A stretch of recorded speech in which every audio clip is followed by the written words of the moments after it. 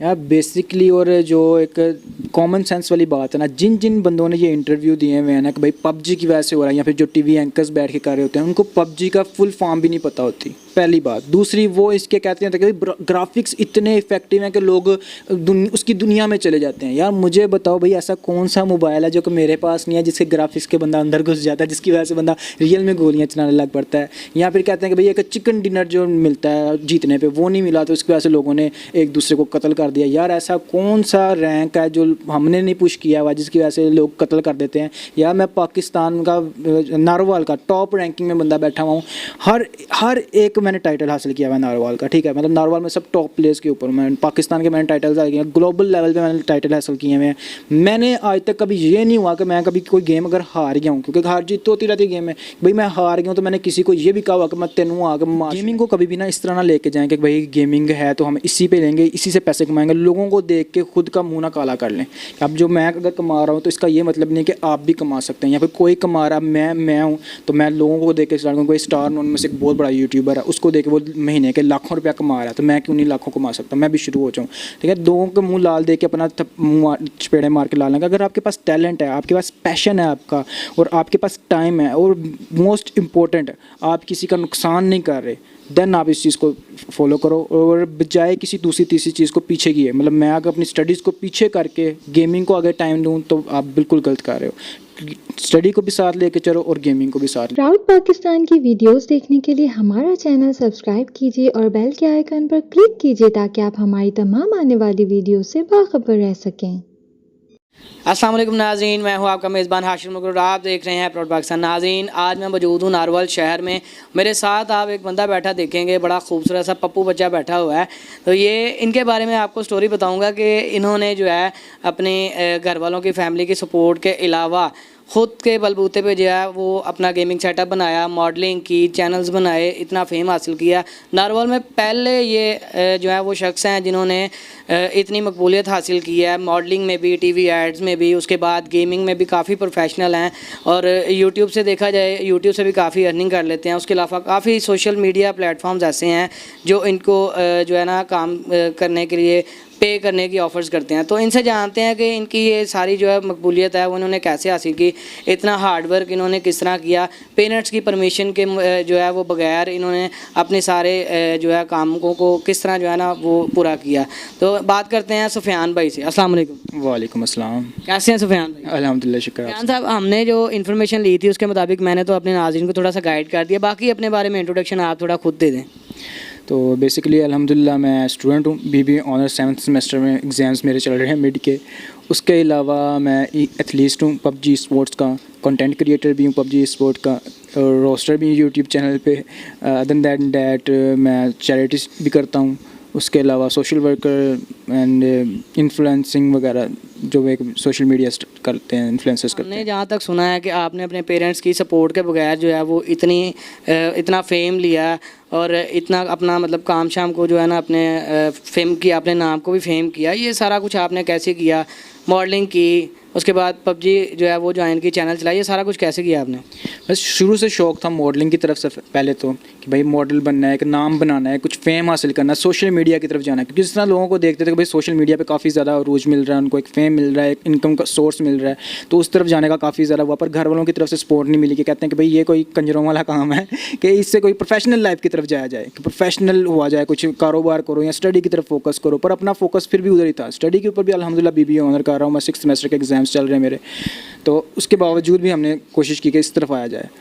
तो मुझे बताएं, जब स्टडी करते वक्त तो आपको ज़हन में नहीं आता था अगर आपका दिमाग जो है वो अकॉर्डिंग टू योर फैमिली के कंजरों वाले काम नहीं करने, तो स्टडी से उस टाइम ध्यान नहीं हटा आपका? बहुत हटा, उसके बहुत नेगेटिव इफेक्ट्स भी हुए हैं पर बहुत पॉजिटिव इफेक्ट्स भी हुए हैं। जिधर एक बंदा स्टडी करके 26 साल के बाद अर्निंग करना स्टार्ट करता है, और मैंने अपने करियर का आगाज़ 18 साल से पहले ही कर लिया, और अल्हम्दुलिल्लाह आज इतना फेम या इतना पैसा है कि मैं किसी भी अर्निंग करने वाले से अपनी उम्र के को टक्कर दे सकता हूँ, जो डिग्री लेके करने लगा हुआ है, कि मैं कह सकता हूँ कि भाई अल्हम्दुलिल्लाह मैं उससे ज़्यादा कमा जब रहा हूँ। आपने अपने करियर का आगाज़ किया तो आपने कहाँ से स्टार्ट किया? स्टार्टिंग या आपने गेमिंग से की थी, यूट्यूब से की थी, या इससे पहले आपको किसी और फील्ड को जो है ना वो रन कर रहे थे? बेसिकली मेरा शौक था पहले फोटोग्राफी का, कि मैं पिक्चर्स बहुत अच्छी लिया करता था, लाइक अर्बन पिक्चर्स या फिर एस्थेटिक पिक्चर्स वगैरह। तो उधर से मैंने घर वालों को ज़िद करना स्टार्ट कर दी कि भाई मैंने मोबाइल पे नहीं करना, मैंने कैमरा लेके दे मुझे। जब उन्होंने कैमरा लेके दिया, मैंने अपने फ्रेंड्स वगैरह के पिक्चर्स क्लिक करना स्टार्ट किया, तो फिर उधर से मुझे शौक पड़ा कि यार मैं खुद क्यों नहीं कर सकता, मैं दिखने में तो ठीक ठाक ही हूँ, खुद क्यों नहीं करता। फिर उधर से मैंने ऑडिशंस देना स्टार्ट किए मॉडलिंग की तरफ, और जब मैंने ऑडिशंस कामयाब हुए, मुझे ऑफर्स आना स्टार्ट हुई, मुझे एक शूट का उन्होंने 50-50 हज़ार तक भी पे किया। तो फिर मैंने कहा यार मैं थोड़ा सा आगे जा सकता हूँ। तो उधर मैंने जब घर वालों को आके अपनी अचीवमेंट बतानी करनी, उन्होंने कहा कि शूट्स हैं, क्या हो गया, मतलब ठीक है, उन्होंने इतना इसको हाइप नहीं दी कि भाई क्या हो गया, मॉडलिंग कर रहे। तो फिर उधर जाना रैंप वॉक का मुझे एक चैलेंज सा मिला कि यार रैंप वॉक क्यों नहीं कर रहे तुम, अगर कुछ बनना ही है तो किसी टीवी चैनल पे आके बताओ कि भाई रैंप वॉक हो रही है। फिर मैंने जो पहले रैंप वॉक की थी सियालकोट में, उधर काफ़ी न्यूज़ चैनल्स वाले आए, उन्होंने कहा काफ़ी अप्रिशिएट हुआ। उधर मैं शो स्टॉपर भी रहा था। शो स्टॉपर मतलब जो सारे शो का टॉप मॉडल होता है, तो वो मैंने नारवाल का फर्स्ट बंदा था जो मैं शॉप स्टॉपर रह चुका हूँ। उसके बाद फिर मुझे ऑफर आना शुरू हो गया मुख्तलिफ टीवी एड्स की तरफ से कि भाई आप आएँ इधर टीवी एड्स वगैरह करें। फिर टीवी एड्स मैंने काफ़ी ज़्यादा किए हैं, 3 से 4 टीवी एड्स मैंने किए हैं, 3 से 4 मुख्तलिफ चैनल्स के लिए। उसके बाद कोरोना आ गया तो मैंने मॉडलिंग वगैरह छोड़ के, जब वेले बैठे रहते थे घर में वगैरह, तो मैंने गेमिंग की तरफ मैंने फोकस किया। जब गेम इंस्टॉल की, वेले बैठे रहते तो खेलना स्टार्ट किया, देखा कि भाई अपनी गेम बाकियों से अच्छी है, तो उधर फिर मैंने गेमिंग चैनल की तरफ रजू कर लिया। मुझे ये बताएं कि जब आपने गेम स्टार्ट की थी उस टाइम तो स्टार्टिंग में तो कोई बंदा भी जो है ना वो प्रोफेशनल प्लेयर नहीं होता है, जिसको आप पबजी की ज़ुबान में कहते हैं प्रो प्लेयर, सब लोग कहते हैं। तो प्रो प्लेयर तो आप बाद में बने होंगे, पहले जब आपने गेम इंस्टॉल की तो आपको लगा नहीं मैं तो एवं ही लगा आया, पता नहीं समझ भी आएगी कि नहीं, की होना की नहीं होना, ऐसा कुछ फील हुआ था? पहले प्रो प्लस की तरफ तो मैं गया ही नहीं। मेरा शुरू से कंटेंट फ़नी कंटेंट था कि मेरी इतनी गेम अच्छी नहीं थी, पर मेरा जो कंटेंट, मेरा बोलने का, मेरा कॉन्फिडेंस, मेरा उस चीज़ ने काफ़ी ज़्यादा साथ दिया। मैंने फ़नी कंटेंट अपलोड करना शुरू कर दिया। मेरे साथ कोई 1-2 लड़कियां होती थी, उनके साथ खेल के अपलोड किया। उस ज़माने में जब न्यू पबजी आई थी, लड़कियाँ बहुत कम खेलती थी, और लड़की कोई साथ खेल रही हो तो लोग तो वैसे देख के बड़े शौके हो जाते थे। मतलब ਤੁਸੀਂ ਠਰਕੀਪਣਾ ਜਿਹੜਾ ਨਾ ਆਪਣਾ ਉਹ ਸਟਾਰਟਿੰਗ 'ਚ ਹੀ ਸ਼ੁਰੂ ਕਰਕੇ अपना गेम ਨੂੰ फेम कर लिया सी। ठरकी पुना प्रमोट किया था उस टाइम, तो मैंने तो लोगों ने काफ़ी ज़्यादा अप्रिशिएट किया। जब ठरकी पुना देखा तो लोग, जब मेरे जो लड़कियों के साथ मैं खेलता था, जब वो कहती नहीं कि हम इसलिए नहीं आगे आते कि भाई लड़के हमें बहुत ज़्यादा डिमोटिवेट करते हैं, हमारे करैक्टर पे उंगलियां उठाने पड़ते हैं, तो उधर से फिर मैंने उन लोगों को रोस्ट करना स्टार्ट कर दिया जो कि नेगेटिविटी फैला रहे हैं पाकिस्तान गेमिंग कम्युनिटी के अंदर।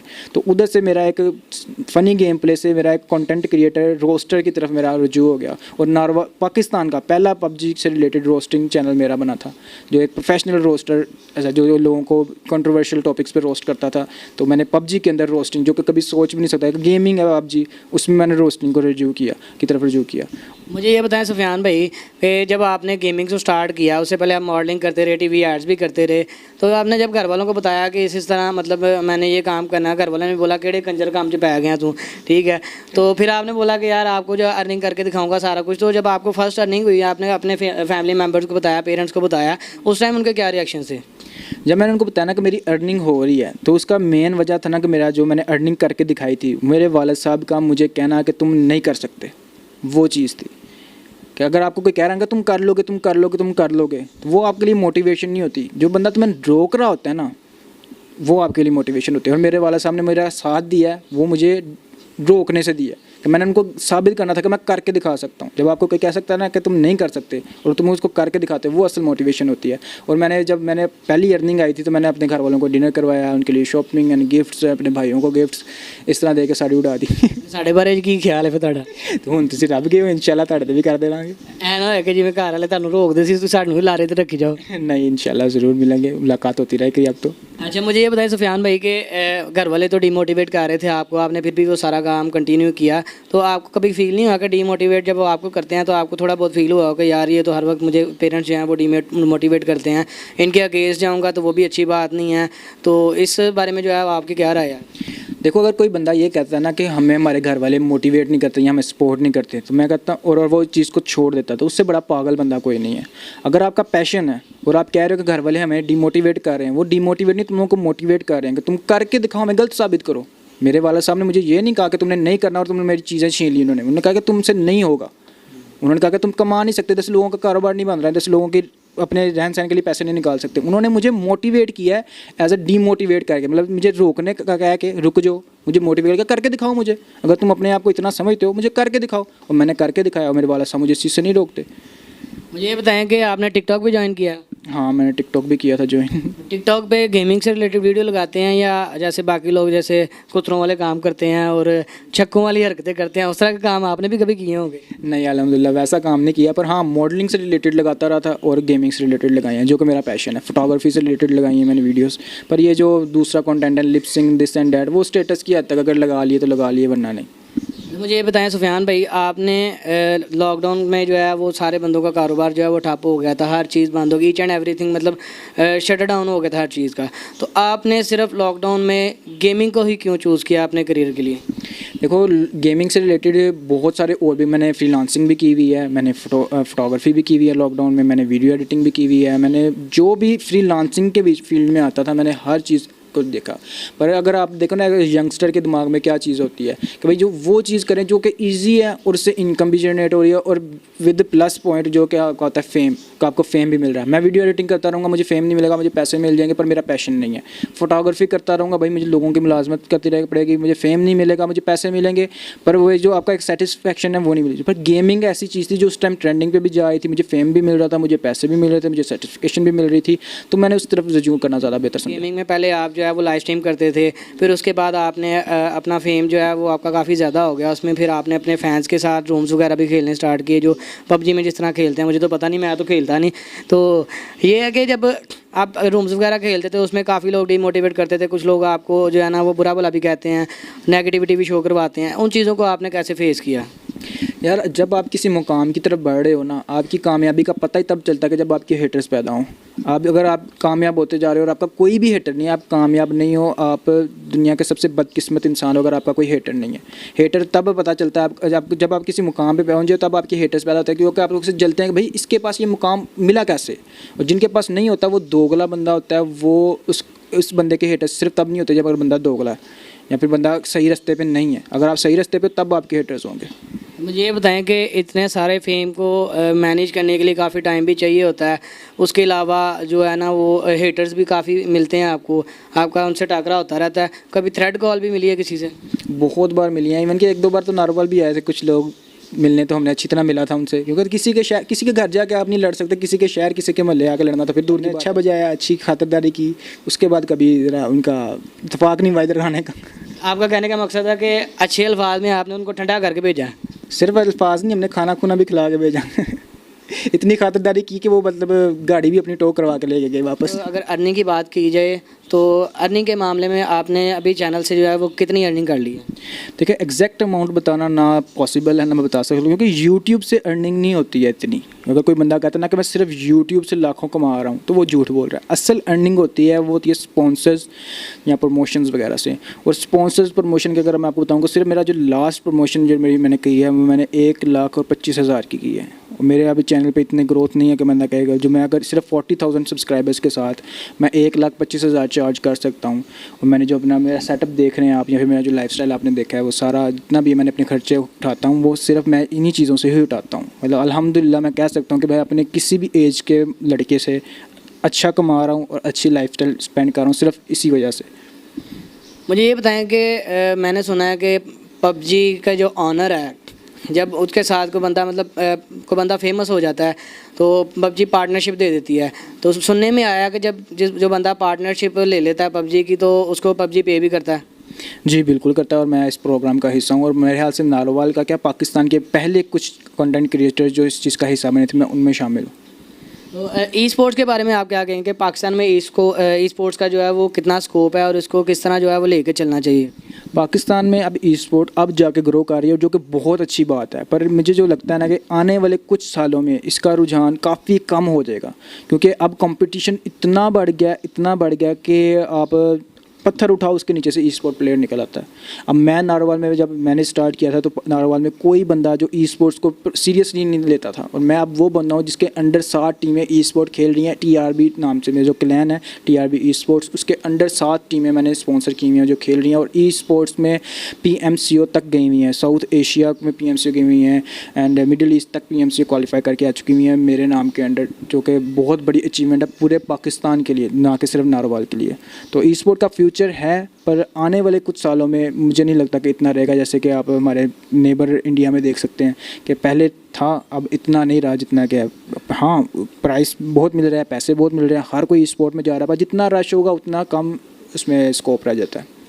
मुझे ये बताएं कि हमारे देखने वाले जो नाजरीन हैं उनमें भी कुछ लोग PUBG प्लेयर्स होंगे जो कि पॉसिबल है कि आपको ना भी जानते हों, तो अगर वो आपके साथ गेम में ऐड होना चाहें या गेम खेलना चाहें तो आप अपने ID का नेम जो है वो बता सकते हैं? मेरा इन गेम नेम नवाब है, और YouTube channel gaming with Nawab, Instagram पे मैं द रॉयल नवाब के नाम से काफ़ी मशहूर हूँ। ऑलमोस्ट मेरे 77 के आई थिंक सो फॉलोअर्स हैं ऑन इंस्टाग्राम, और जो PUBG ID वगैरह वो मेरी इंस्टाग्राम या यूट्यूब से आपको मिल जाएगी। अगर आपके फ्यूचर की बात की जाए तो अपने फ्यूचर के बारे में आप अपने चैनल को परमानेंट रखना चाहेंगे या कोई और बिज़नेस की तरफ आप मूव करना चाहेंगे? देखिए, अगर कोई बंदा कहना कि मैं सिर्फ यूट्यूब से ही अपनी लाइफस्टाइल स्पेंड करना या गुजारना चाहता हूँ, या अपने शादी भी इसी पे से करूँगा वगैरह वगैरह, तो वो बंदा मुझे लगता है कि या तो साइको है या तो इस चीज़ को बहुत ज़्यादा जोशीली तौर पे ले गया हुआ है, मतलब अपने काफ़ी ज़्यादा उसमें इन हो गया हुआ है। क्योंकि YouTube is not permanent, specially in PUBG, क्योंकि PUBG तो ऑलरेडी 2 बार बैन हो चुकी हुई है। मौलवी फतवे लगाते रहते हैं, कभी कोई केस आ जाता है PUBG के ऊपर कि भाई PUBG की वजह से इसने भाग के शादी कर ली, PUBG की वजह से ये बंदे ने अपने घर वाले मार दिए, PUBG की वजह से ये हो गया। तो PUBG को लेके अपना परमानेंट आपने फ्यूचर डिसाइड करना चाह रहे हो यूट्यूब के ऊपर, तो आपको मेक श्योर करना चाहिए कि जो आप अर्निंग कर रहे हो यूट्यूब से उसको साइड बिजनेस में लाजमी लगाओ, जैसा कि अल्हम्दुलिल्लाह मैंने किया है, और हमारा अपनी स्विस टेक इलेक्ट्रॉनिक्स इंडस्ट्री है, तो मैंने उस पर भी फोकस कर रहा हूँ, PUBG पे भी फोकस कर रहा हूँ, स्टडी पे भी फोकस कर रहा हूँ कि अगर खुदा ना खास्ता मेरा बिजनेस नहीं चलता तो मेरे पास स्टडीज़ हों, अगर स्टडीज़ नहीं चल रही मेरी तो मेरे पास यूट्यूब हो। मतलब टैकल कर रहा हूँ मैं तीनों चीज़ों के बीच में, और उन तीनों को लेके चल रहा हूँ। बताया कि PUBG को बैन भी लगता रहता है, काफ़ी फतवे भी लगते रहते हैं, तो काफ़ी हमारी यंगस्टर कम्युनिटी जो है वो जब भाग के शादियाँ करती हैं तो सीधा सीधा नाम आता है गवर्नमेंट की तरफ से, मौलवी हज़रात की तरफ से भी आता है कि PUBG की तरफ से जो है ना ये मामला हुआ है, PUBG की वजह से है, अगर किसी की डेथ हो गई, किसी ने सुसाइड किया तो सारा नेम PUBG पे आता है। इसके बारे में क्या कहेंगे? बेसिकली, और जो एक कॉमन सेंस वाली बात है ना, जिन जिन बंदों ने ये इंटरव्यू दिए हुए हैं ना कि भाई PUBG की वजह से हो रहा है, या फिर जो TV एंकर्स बैठ के कर रहे होते हैं, उनको PUBG का फुल फॉर्म भी नहीं पता होती, पहली बात। दूसरी, वो इसके कहते हैं कि ग्राफिक्स इतने इफेक्टिव हैं कि लोग उसकी दुनिया में चले जाते हैं। यार मुझे बताओ भाई, ऐसा कौन सा मोबाइल है जो कि मेरे पास नहीं है जिसके ग्राफिक्स के बंदा अंदर घुस जाता है, जिसकी वजह से बंदा रियल में गोलियाँ चलाने लग पड़ता है। या फिर कहते हैं कि भाई एक चिकन डिनर जो मिलता है जीतने पे, वो नहीं मिला तो उसकी वजह से लोगों ने एक दूसरे को कत्ल कर दिया। यार ऐसा कौन सा रैंक है जो हमने नहीं पुश किया हुआ जिसकी वजह से लोग कत्ल कर देते हैं? यार मैं पाकिस्तान का नारोवाल का टॉप रैंकिंग में बंदा बैठा हुआ हूँ, हर एक मैंने टाइटल हासिल किया हुआ है नारोवाल का, ठीक है, मतलब नारोवाल में सब टॉप प्लेयर्स के ऊपर मैं पाकिस्तान के मैंने टाइटल्स हासिल किए, ग्लोबल लेवल पे मैंने टाइटल हासिल किए हुए हैं। मैंने आज तक कभी ये नहीं हुआ कि मैं कभी कोई गेम अगर हार गया हूँ, क्योंकि हार जीत तो होती रहती है गेम में, भाई मैं हार गया हूँ तो मैंने किसी को ये भी कहा हुआ कि मैं तेनू आकर मार किसी को गाली दे दूँ सिर्फ इस वजह से। तो जो लोग करते हैं ना वो सिर्फ होते हैं कि भाई बचपने में ऐसी हरकतें कर जाएं, या फिर उनके अपने घर वालों की एक होती है मिस्टेक जो उनको लिमिट नहीं दे सकते, भाई तुम लोगों ने इतने टाइम या इस टाइम तुम लोगों ने गेम खेलनी है, वो उनके पेरेंट्स की गलती होती है, ना कि बच्चों की गलती है। बच्चा तो चलते पेड़ से तो सीख के नहीं आता ना गोलियां चलानी है भाई हमने, या फिर ऐसी हरकतें, या मेंटली डिस्टर्ब नहीं होता। घर वाले जब तक उनको बाउंड नहीं करेंगे, उनकी प्लेस में नहीं रखेंगे, तब तक तो ये चीज़ें होती रहेंगी। बाद में कहते हैं कि भाई हमारा बच्चा बिगड़ गया, भाई उसको लगाम दे के रखना तुम लोगों का अपना काम। थोड़ा सा मैं आपसे हट के सवाल पूछूं कि रिसेंटली केस चल रहा है दुआ ज़ारा और ज़हीर का, तो हमारे जो मौलवी हज़रात हैं और हमारी जो पाकिस्तान की कम्युनिटी है, जो यंगस्टर हैं और काफ़ी लोग जो नेगेटिव सोचते हैं, उन्होंने ये जो है वो ब्लेम किया है कि इन दोनों ने PUBG से दोस्ती की है, मिलके PUBG खेल के दोनों की मुलाकात हुई है, दोनों ने बातें की हैं, उसके बाद भागकर शादी करने का इरादा किया, वो सारा ब्लेम PUBG पे डाल रहे हैं। इसके बारे में क्या कहना चाहेंगे? यार अगर इनकी दोस्ती इंस्टाग्राम पे होती तो क्या इंस्टाग्राम पे ब्लेम करते, या फेसबुक पे होती तो फेसबुक को ब्लेम करते, या व्हाट्सएप पे होती तो व्हाट्सएप को ब्लेम करते, या किसी अकेडमी में होती तो अकेडमी वाले को ब्लेम करते। असल कसूर तो उनके घर वालों का जिन्होंने लिमिट में नहीं रखा। अब वो घर वाले उनके ये कहने लगे हुए ना कि इसके पास तो मोबाइल भी नहीं है, इसकी कैसे दोस्ती होगी। तो आईपैड के ऊपर फेसबुक, आईपैड के ऊपर इन्होंने पबजी डाउनलोड की हुई, पबजी से इसका कॉन्टैक्ट हो रहा था। तो अब इसका ये मतलब नहीं है कि पबजी को ब्लेम करें, आप ब्लेम करें अपनी बेटी को या फिर अपने आप को कि भाई हमने अपनी बेटी को इतनी अच्छी तरबियत नहीं दी, या अपने बेटी को हमने लगाम में नहीं रखा, या बेटी के ऊपर हमने इतना अच्छा इन्फ्लुएंस नहीं दिया हुआ अपना, कि या उसकी तरबियत इतनी अच्छी नहीं की कि भैया आज उसने ये स्टेप उठा लिया। तो इसमें ना बेटी की गलती है ना पबजी की गलती है, उनमें आपकी अपनी गलती है कि आपने उसको इतना अच्छा इन्फ्लुएंस नहीं किया, इसकी अच्छी तरबियत नहीं की। अगर आप मेरे घर वालों ने मुझे इतनी अच्छी तरबियत की हुई है कि मुझे पता है कि मैंने किसी की बेटी के ऊपर नज़रें नहीं उठानी, ठीक है, तो अब मैं कल को अगर उठाऊंगा तो कल को मेरी गलती होगी या मेरे बाप बाप की गलती होगी। जो बंदे उठाते हैं तो उनके घर वालों ने उनकी तरबियत नहीं ना की होती, क्योंकि अगर आप किसी की बेटी के ऊपर नज़र उठा रहे मतलब अपनी माँ बहन के ऊपर भी आप वैसे ही नज़र रखते होगे। और मेरे घर में माँ बहन है, उन्होंने मेरी तरबियत की हुई है कि भाई किसी के ऊपर नहीं करनी, मैं अपने माँ बाप के ऊपर नहीं कर रहा, माँ बहन के ऊपर, तो मैं किसी के ऊपर भी नहीं करूँगा। अगर उनके घर वालों ने उनकी तरबियत की होती तो आज इस मुकाम तक ये बात ही नहीं पहुँचनी थी।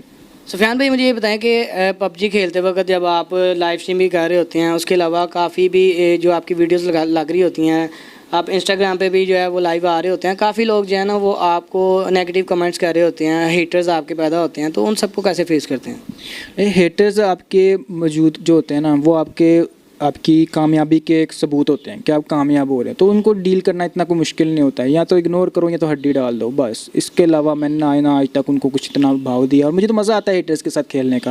लेकिन जो मेरे हेटर्स होते हैं मुझे एक कामयाब होने का एहसास दिलाते हैं, और जब आपको एहसास हो रहा था कि भाई आप कामयाब हो, उससे बेस्ट फीलिंग आपकी और कोई नहीं होती। मुझे ये बताएं सुफियान भाई, नेक्स्ट आपका क्या इरादा है कि आप नेक्स्ट किसी प्लेटफॉर्म पे मूव करना चाहेंगे, या आपने अपने फ्यूचर के बारे में क्या सोचा हुआ कि इसी चीज़ पे परमानेंट रह के आपने अर्निंग करनी है, इसके बारे में ज़रा आप बता दीजिएगा। बेसिकली तो फ़िलहाल मैंने जो ब्रेक लिया था यूट्यूब से, मैंने सिर्फ अपना बिज़नेस स्टैब्लिश करने के लिए था, जो मेरी अपनी एक इंडस्ट्री है, हमारे वाले साहब ने, हमारा फैमिली बिज़नेस है, स्विस टेक इलेक्ट्रॉनिक्स, ठीक है, नारोवाल की पहली फैक्ट्री जो से कह सकते हैं कि इलेक्ट्रॉनिक्स की जो हमारी अपनी है अल्हम्दुलिल्लाह। तो उस पे फोकस कर रहा था, अल्हम्दुलिल्लाह वो स्टैब्लिश हो गया। तो अब मैं वापस यूट्यूब की तरफ आ रहा हूँ, पर मेरा यूट्यूब की तरफ, गेमिंग की तरफ अब इतना रुझान नहीं है। मैं एज अ ऑर्गेनाइज़र चल रहा हूँ, मतलब ऑर्गेनाइजेशन चला रहा हूँ अपनी, कि मैं स्पॉन्सर्स करता हूँ टीम्स को, उसके अलावा टूर्नामेंट्स करवाता हूँ, उसके अलावा खुद भी ई स्पोर्ट्स का प्रोफेशनल एथलीट हूँ। तो मेरा अब गेमिंग की तरफ है, पर इतना नहीं है जो कि पहले था। अब मेरा दूसरी तीसरी एक्टिविटीज़ की तरफ ज़्यादा फोकस है, क्योंकि एक चीज़ पे रुकना किसी चीज़ के लिए भी बेहतर नहीं होता है, तो मैं उससे ऊपर जाना चाह रहा हूँ। हमारे देखने वाले जो नाजरीन हैं उनके बारे में आप क्या मैसेज देना चाहेंगे? तो गेमिंग को कभी भी ना इस तरह ना लेके जाएं कि भाई गेमिंग है तो हम इसी पे लेंगे, इसी से पैसे कमाएंगे। लोगों को देख के खुद का मुंह ना काला कर लें। अब जो मैं अगर कमा रहा हूँ तो इसका ये मतलब नहीं कि आप भी कमा सकते हैं, या फिर कोई कमा रहा, मैं हूँ तो मैं लोगों को देख के स्टार्ट करूँ। कोई स्टार उनमें से एक बहुत बड़ा यूट्यूबर है, उसको देख के वो महीने के लाखों रुपया कमा रहा है, तो मैं क्यों नहीं लाखों कमा सकता, मैं भी शुरू हो जाऊँ, ठीक है। लोगों के मुँह लाल देख के अपना मुँह चपेड़े मार के ला लेंगे। अगर आपके पास टैलेंट है, आपके पास पैशन है आपका, और आपके पास टाइम है, और मोस्ट इम्पोर्टेंट आप किसी का नुकसान नहीं कर रहे, देन आप इस चीज़ को फॉलो करो। और बजाय किसी दूसरी तीसरी चीज़ को पीछे किए, मतलब मैं अगर अपनी स्टडीज़ को पीछे करके गेमिंग को अगर टाइम दूँ तो आप बिल्कुल गलत कर रहे हो। स्टडी को भी साथ लेके चलो और गेमिंग को भी साथ लेके मैंने अपने सारे ड्रीम्स पूरे किए हैं अल्हम्दुलिल्लाह। मैंने गेमिंग को भी साथ लेके चला हूँ, मैंने फोटोग्राफी को भी साथ लेके चला हूँ, मैं मॉडलिंग भी किया है, मैं अपनी स्टडीज़ भी लेके जा रहा हूँ, और फैमिली बिजनेस भी संभाल रहा हूँ, फैमिली को भी टाइम दे रहा हूँ, अपनी बॉडी फिजिक्स सब चीज़ को टाइम दे रहा हूँ। पर मैंने जो अपने दोस्त देखते हैं, अहबाब देखे हैं जो कि गेमिंग की तरफ जाते हैं, उनकी अपनी सेहत देख लेना, वो 24 घंटे गेम के अंदर घुसे रहेंगे। फिर बाद में लोग फतवे लगाते हैं कि भाई गेमिंग की वजह से मेरा बच्चा ख़राब हो गया, गेमिंग की वजह से उसने गालियाँ सीख ली हैं। वो आप पे खुद पे डिपेंड करता है कि आप अपने आप को कितना बाउंडेड रखते हो किस चीज़ के लिए। जी तो नाज़रीन, हम मौजूद थे नारवल शहर में, एक छोटा सा शहर है जहाँ पे इतनी मकबूलियत हासिल करने वाले सुफियान जो हमारे साथ मौजूद थे। हमने उनसे बात की, उनके बारे में जाना, उनके करियर के बारे में जाना, उन्होंने इतनी जो है वो मकबूलियत कैसे हासिल की। पाकिस्तान लीग जो कि पबजी के टूर्नामेंट्स वगैरह करवाते हैं, जो सबसे हाईएस्ट लेवल पे माने जाते हैं, उसमें इन्होंने अपना नाम मनवाया। इसी के साथ अपने मेज़बान हाशिर मुगल को दीजिए इजाज़त। मिलते हैं नेक्स्ट वीडियो में, तब तक के लिए मेरा और आपका अल्लाह निगहबान।